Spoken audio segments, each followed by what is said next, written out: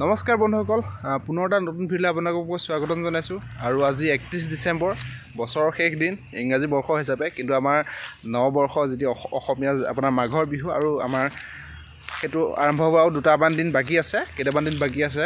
আৰু আমাৰ আচল মজাটো তাতে আহে যেতিয়া বিহু এটা মনত আনন্দ লাগি থাকে।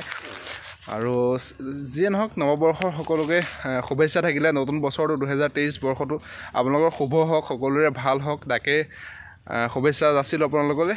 মাঘৰ বিহুৰ উপলক্ষে সকলোৰে অসমীয়া সৰু সৰু গাঁৱত আপোনালোকৰ ভেলাঘৰ সজা হয়।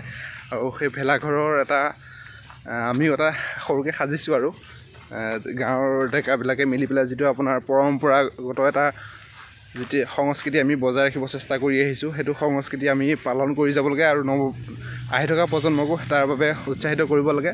তাৰ কাৰণে আমি এটা ভেলাঘৰ সাজিছোঁ বিহু পালন কৰিবৰ কাৰণে।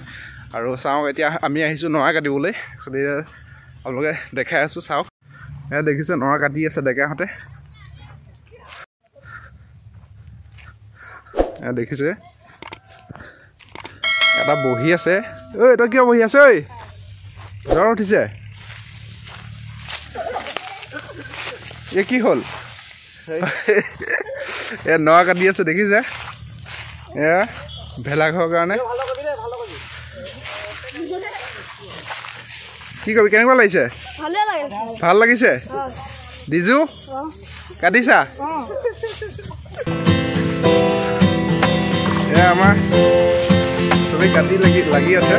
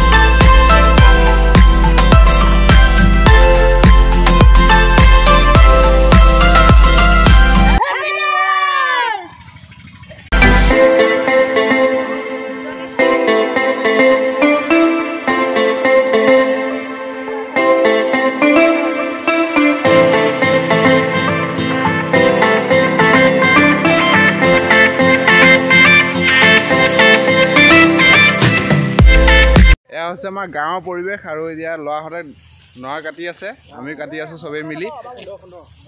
নতুন বছৰ আহি আছে, লগতে আমাৰ বিহু আহি আছে। বিহু উপলক্ষে কাম কৰা হৈছে, বিশেষকৈ আমাৰ পৰম্পৰা ৰক্ষা কৰি।